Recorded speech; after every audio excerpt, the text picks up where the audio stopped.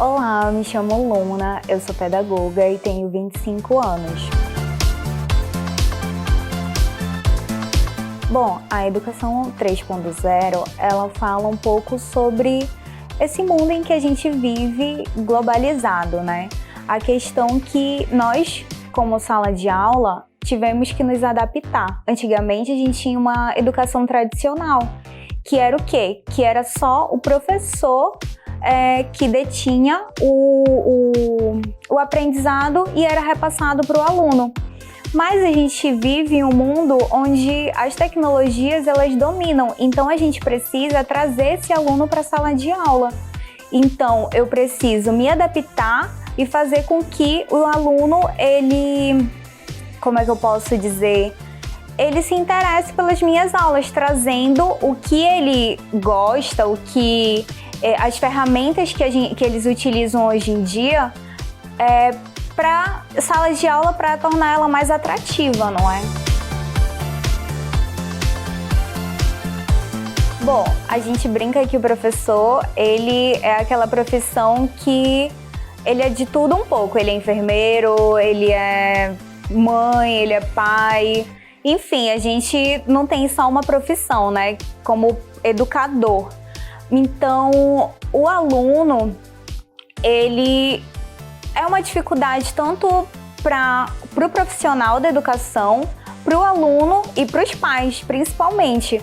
Porque os pais, eles estavam acostumados ao quê? Por mais que eles tivessem a função de participar da vida escolar, vida acadêmica daquele aluno, eles infelizmente se ausentavam nessa parte. Então, para o professor foi também uma dificuldade. Apesar da gente viver rodeado de tecnologias, não é fácil. A gente tem que editar vídeo, tem a questão da gente trabalhar, não é só 4 horas. O pai, ele diz assim, mas foram 40 minutos de aula e pronto. Mas por trás disso tudo, tem o quê? Tem a pesquisa, tem como se tornar mais atrativo para o aluno, porque ele tá sentindo falta, ele tá dentro da casa dele, então, para que ele vai para a sala de aula? Fora que tem aquela ilusão muito grande assim, que o pai diz, eu não vou fazer a atividade do meu filho porque daqui a pouco volta tudo ao normal. Mas infelizmente não vai ser assim. A gente está vivendo uma nova realidade e que a partir disso a tendência é a gente incluir muito mais as tecnologias dentro da sala de aula. Um exemplo disso é que provavelmente a gente já conversa que ano que vem a gente vai ter uma educação híbrida. Em que sentido?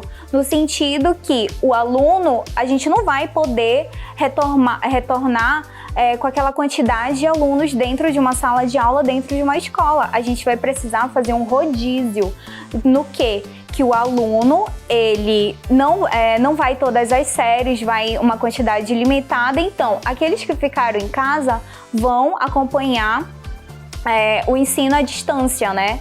A aula através do computador. Mas aqueles que vão para a sala de aula vão ter o contato. E também é aquela questão, a gente não vai poder manter as 4 horas. A gente também vai ter que reduzir aquele horário daquele aluno dentro de salas de aula. Porque assim, eu também trabalho com alunos especiais. Então, a gente vê a dificuldade da criança. Se nós, como adultos, nós não conseguimos utilizar a máscara durante o nosso dia inteiro, o aluno, ele consegue num tempo muito mais reduzido.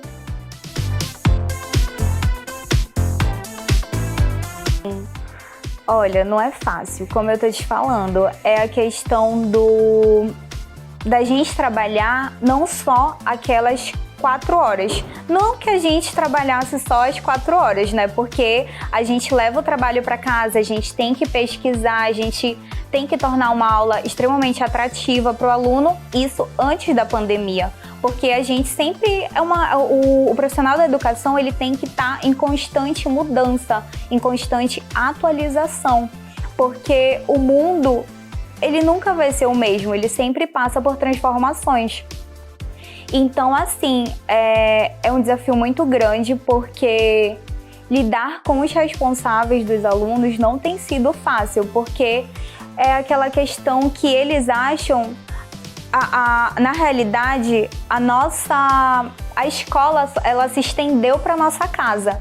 Então, é pai ligando, é pai dizendo, ai, meu filho não tá motivado, é a gente precisar incentivar, pedir pro pai, pro responsável, incentivar o ensino do aluno. Porque é aquela questão, tem pai que diz, eu tô fazendo o trabalho do professor, mas não é isso. Na realidade, é muito importante que o responsável ele participe da vida acadêmica do aluno, porque a gente, como profissional da educação, a gente consegue perceber o aluno que tem o acompanhamento em casa e aquele aluno que não tem. Quem tem acompanhamento em casa tem um desenvolvimento muito maior. Então, o pai, o responsável, ele não só foi o profissional da educação, ele também teve que ver que ele precisa participar. Então, apesar da gente viver nesse mundo globalizado, o que acontece? A gente mesmo foi pego de surpresa em ter o quê? Que se acompanhar como mexer em Zoom, como mexer em Google Classroom, o WhatsApp, ele também se adaptou a essa nova realidade. Então, foi pai, foi empresas, foi profissional da educação que teve que se adaptar a esse mundo em que a gente está vivendo, infelizmente, agora, né? Sinceramente, não é só um momento, porque a educação, ela tá em todo momento na nossa vida. Então, como eu te falei, tem a questão que antigamente a gente tinha uma educação extremamente tradicional, que era que só o professor ele ensinava. E hoje em dia a gente tem a ideia de que é uma troca. Então, eu preciso me adaptar às realidades do aluno e o aluno precisa se adaptar também ao que a escola está proporcionando, mas é aquela questão, o ambiente escolar, ele não pode mais ser tradicional, ele precisa acompanhar o público em que está em constante mudança, que é o aluno. Então, provavelmente, como eu estou lhe falando, a gente já está pensando no futuro, a gente não está pensando em agora, porque as aulas elas não vão voltar.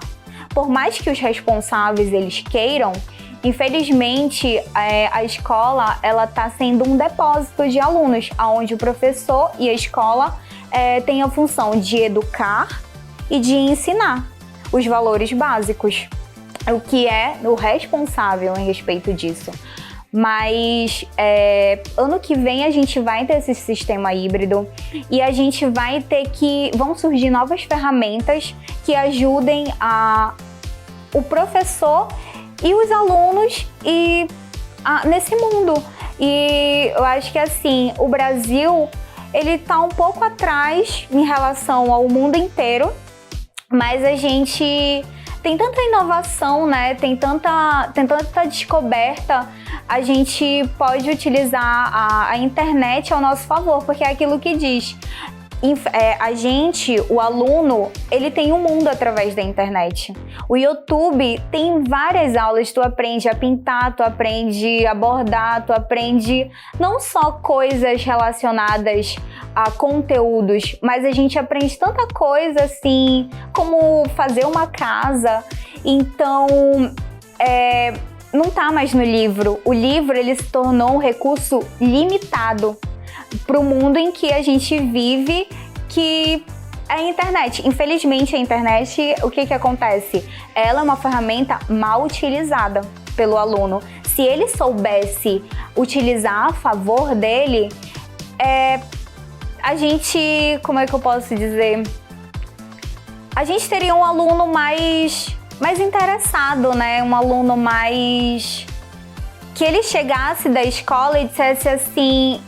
que a escola precisasse incluir no currículo dela outras ferramentas, porque é aquilo que a gente diz, né? A escola está ensinando ciências, português, mas e ela prepara o aluno para a vida? Ela não prepara. A gente tinha que ter aula de investimento, a gente tinha que ter aula de como fazer umas contas que a gente administrar uma empresa. Então, eu vejo assim, que a escola está em constante evolução e que essa questão das tecnologias, ela só vem para complementar, mas isso se a escola souber utilizar.